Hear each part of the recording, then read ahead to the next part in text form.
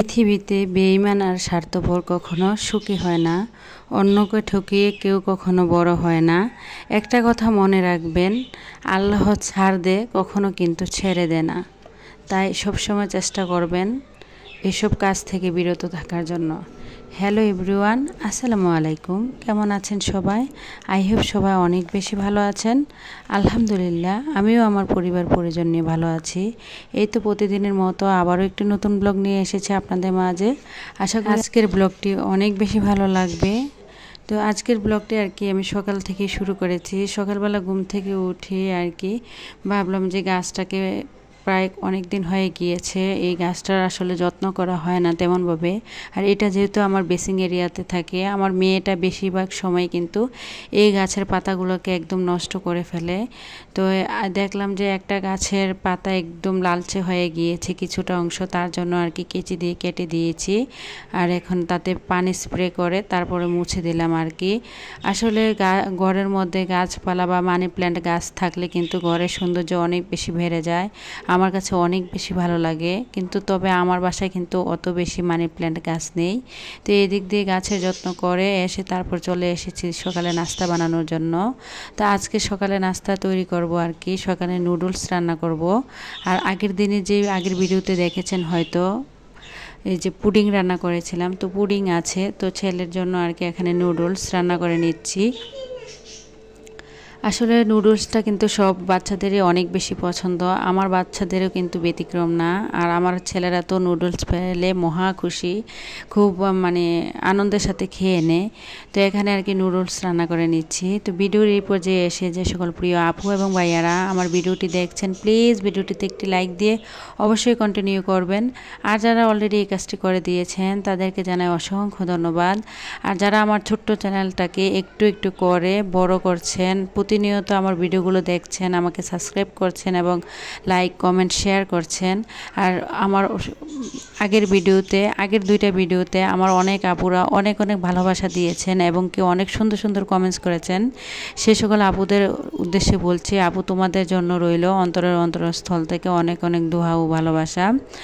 আসলে ইউটিউবে কিছু পাই আর না পাই, তবে অনেক মানুষের ভালোবাসা পেয়েছি। জানি না ইউটিউব থেকে কিছু পাবো কি না পাবো, আর কতদিনই বা ইউটিউবে টিকে থাকতে পারবো, বলতেও পারবো না। তাই সবার কাছে অনুরোধ রইল, প্লিজ ভিডিওটিতে লাইক দিয়ে অবশ্যই কন্টিনিউ করবেন। তারপরে এখানে নুডলস রান্না করে নিয়েছি। তো ছেলেকে পুডিংটা দিয়ে দিচ্ছিলাম, ছেলে খেয়ে স্কুলে চলে যাবে।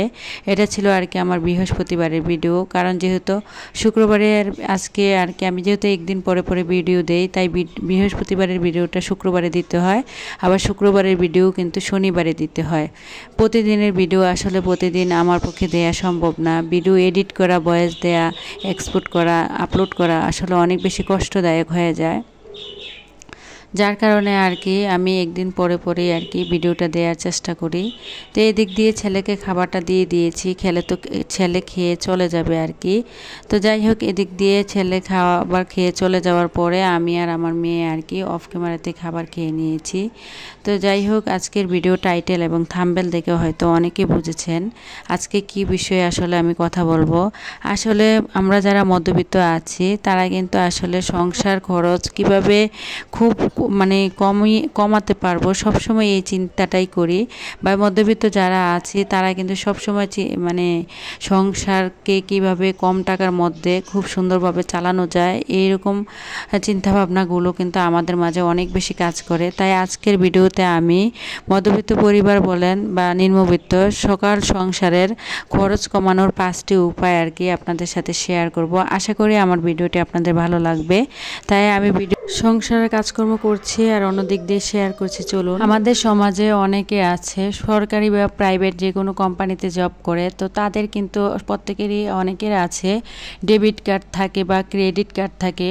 তো আমি মনে করি আসলে আমরা যখন বাজারে বা মার্কেটে বাজার করতে যাই বা মার্কেট করতে যাই, অনেক সময় দেখা গিয়েছে আসলে আমরা কিন্তু বুঝতে পারি না, নগদ টাকা নিয়ে যাই না। যার কারণে দেখা গিয়েছে কেনাকাটার সময় আমরা ডেবিট বা ক্রেডিট কার্ডের ব্যবহার করি। আসলে নগদ টাকা ব্যবহার করলে আমি মনে করি অনেক বেশি ভালো, কারণ কার্ড ব্যবহারের ফলে ঠিক কতটা টাকা খরচ হচ্ছে সেই টাকাটা কিন্তু হিসেব করা মুশকিল হয়ে যায়, যার কারণে আসলে আমরা বুঝতে পারি না টাকা কি কম খরচ হয়েছে না বেশি খরচ হয়েছে। তার জন্য আমি মনে করি কি নগদ টাকা দিয়ে কোনো কিছু করাটা অনেক বেশি উত্তম। তারপর দ্বিতীয়ত হচ্ছে দেখেন সংসারের খরচ অনেক অংশে কিন্তু বেড়ে যায়, কারণ ঘরে থাকা ইলেকট্রনিক যন্ত্রপাতির কারণে দেখা গিয়েছে আমরা কিন্তু অযথা কারণেই অনেক সময় বাসায় কেউ নেই বা রুমে কেউ থাকে না, ফ্যান লাগিয়ে চলে যায়, বা দেখা গিয়েছে যে লাইট লাগিয়ে চলে যায়, কিন্তু আসলে এই কাজটা কখনোই করা যাবে না। আসলে আমরা যখন বাসায় কোনো অপ্রয়োজনীয় ছাড়া বৈদ্যুতিক যন্ত্রগুলো সচরাচর ব্যবহার না করি, সেগুলো আসলে বৈদ্যুতিক সংযোগ বন্ধ করে রাখলে কিন্তু অনেক ক্ষেত্রে ভালো হয়। দেখা গিয়েছে অযথা কারণে টিভি, ফ্যান, লাইট লাগিয়ে রাখলে তা থেকেও কিন্তু অনেক বেশি কারেন্ট বিল আসে, যার কারণে আসলে সংসার খরচটা অনেক বেশি বেড়ে যায়। তাই আর কি সংসার খরচ কমানোর জন্য বা এই উপায়টা আমরা মেনে নিতে পারি বা মেনে চলতে পারি।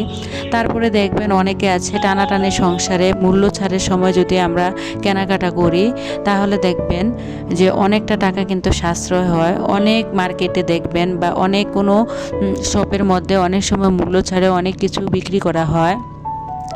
ওই সময় যদি আমরা মানে কোনো কিছু সংসারে কেনাকাটা করি তাহলে দেখবেন তা থেকে কিন্তু সংসারের অনেকটা টাকা খরচ কমে যায়। তাই সবসময় চেষ্টা করবেন অফারে জিনিস কেনাকাটার জন্য বা মূল্য ছাড়ের সময় সংসারে কেনাকাটা করার জন্য। তো 4 হচ্ছে মাঝে মধ্যে রেস্টুরেন্টে খেতে যেতে সবারই কিন্তু ইচ্ছে করে। আমরা যারা মধ্যবিত্ত আছি চাইলে কিন্তু সবসময় রেস্টুরেন্টে গিয়ে খেতে পারি না। আসলে কথায় আছে স্বাদ আছে সাধ্য নেই, সাধ্য না থাকার কারণে কিন্তু এই কাজটা হয় না। আবার অনেকে দেখবেন মানে হিসেব না করেই কিন্তু প্রতি মাসেই কিন্তু 1 থেকে 2 বার কিন্তু রেস্টুরেন্টে খেতে চলে যান। আসলে কিন্তু তবে কিন্তু খরচের বিষয়টি মাথায় রাখতে হবে। রেস্টুরেন্টে খেতে গিয়ে অযথা টাকা নষ্ট করলে চলবে না। বাসায় যদি আমরা যেই খাবারটা রেস্টুরেন্টে পাওয়া যায় ওই খাবারটা যদি বাসায় নিজের হাতে বানিয়ে নেওয়া যায় তাহলে কিন্তু রেস্টুরেন্টে যাওয়ার পর যেই খরচটা হতো এই খরচটা কিন্তু আর লাগে না। তা থেকে কিন্তু সংসার খরচের টাকাটা অনেক বেশি কমে যায়। তাই সবসময় চেষ্টা করবেন বাসায় পর্যাপ্ত পরিমাণে মানে খাবার বানিয়ে খাওয়ার জন্য। দেখা গিয়েছে এই খাবারটা আমাদের স্বাস্থ্যের জন্য অনেক বেশি উপকারী, বা দেখা গিয়েছে অসুস্থতা হওয়ার কোনো চান্স থাকে না। আর অসুস্থ হলে তো অনেক বেশি টাকা চলে যায়, যার কারণে সবসময় চেষ্টা করবেন ঘরোয়া খাবারগুলো খাওয়ার জন্য। তো যাই হোক, এদিক দিয়ে সংসারে কাজকর্ম করতে করতে কিন্তু প্রায় দুপুরে রান্নার সময় হয়ে গিয়েছে। তো এখন চলে এসেছে এখানে দুপুরে রান্না করার জন্য। আগের ভিডিওতে হয়তো দেখেছিলেন, আগের হয়তো 2-1টা ভিডিওতে দেখেছিলেন আমি কিন্তু বাজার থেকে মাছ এনেছিলাম আর মাছের মাথাটা রেখে দিয়েছিলাম। বলেছিলাম যে মাছের মাথাটা দিয়ে কিন্তু আমি একটা দিন চালিয়ে নেব। তাই আর কি আজকে কিন্তু বাসায় কোনো রকম তরকারি কোনো কিছু ছিল না। বাসায় কিছু আগে একদিন আমি বাজার করেছিলাম। তো আমি যেদিন বাজার করি প্রায় 3-4 রকমের সবজি নিয়ে আসি। তো এই 3-4 রকমের সবজি থেকে একটু একটু করে রেখে দিই।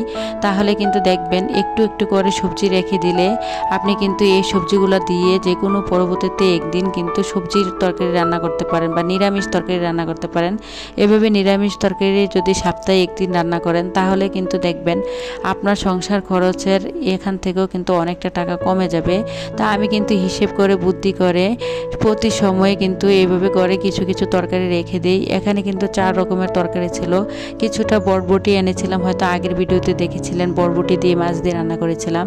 তা থেকে কিছুটা বরবটি রেখে দিয়েছিলাম, কিছুটা জালি কুমড়া রেখে দিয়েছিলাম, তারপরে পেঁপে, আলু, তারপরে মুসুরের ডাল, তারপরে আবার ফ্রোজেন যে টমেটো হয় ওই টমেটোটা দিয়ে এখানে একটা সবজি রান্না করব আর কি মাছের মাথা দিয়ে।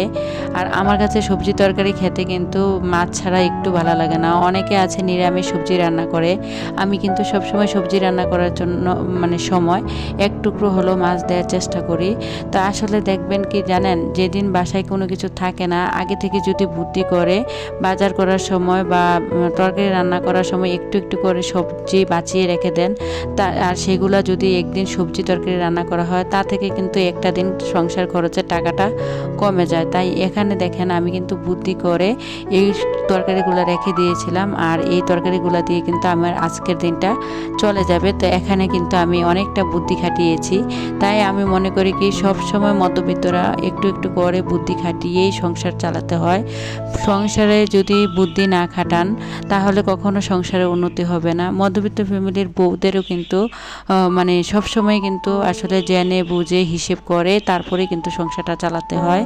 তো এদিক দিয়ে কিন্তু আজকে তরকারি মানে সবজি তরকারি রান্না করে নেব, আর কিছুটা অংশ আর কি আমার এই যে করলা আর কি বাসা ছিল, মানে অর্ধেকটা আর কি করলা। তো আমার ছেলেরা যেহেতু করলা খায় না তার জন্য তার সাথে আর আলু দিইনি, অর্ধেকটা করলার সাথে 2টা পেঁয়াজ দিয়ে এখানে করলা ভাজা করে নিচ্ছিলাম। আর এই যে সবজি আমি কিন্তু দেখতে পেয়েছেন প্রেসার কুকারে কিন্তু সবজিটা রান্না করেছি, যার কারণে দেখা গিয়েছে আমার সংসার খরচটা অনেক বেশি কমে গিয়েছে। এখানে যদি আমি নর্মাল পাতিলে এই সবজিটা রান্না করতে যেতাম প্রায় আমার 1 ঘন্টা সময় চলে যেত, কিন্তু মাত্র 2-3টা সিটি দেওয়ার পরেই কিন্তু আমি প্রেসার কুকারটা অফ করে দিয়েছি, যাতে করে আমার গ্যাস খরচটা অনেক বেশি কমে গিয়েছে। তো আসলে আমি সব সময় চেষ্টা করি সংসারের প্রতিটি মানে অংশ থেকে একটু একটু করে সংসার খরচ কমানোর জন্য। আসলে মধ্যবিত্ত যারা মানে মধ্যবিত্ত ফ্যামিলিতে যারা জন্ম হয়েছি বা মধ্যবিত্ত ফ্যামিলির যারা বউ আছে তারা কিন্তু আসলে এইভাবে করে সংসারের প্রতিটি অংশ থেকে একটু একটু করে বুদ্ধি করে সংসার খরচ থেকে টাকা বাঁচাতে হয়, এইভাবে করে। তারপরে 5 নাম্বার টিপসটা হচ্ছে আমরা যারা ওয়াইফাই চালাই না এমবি কিনি তারা কিন্তু খুব কম টাকার মধ্যে প্যাকেজ দেখে এবং কম টাকার মধ্যে মিনিট দেখে সবসময় কেনার চেষ্টা করব, তাতে করে কিন্তু দেখবেন মানে প্রতি মাসে সংসার খরচের টাকাটা অনেকটা মানে কমে যায়। তো ভিডিওটা এই পর্যন্তই, সবাই ভালো থাকবেন, খুদা হাফেজ।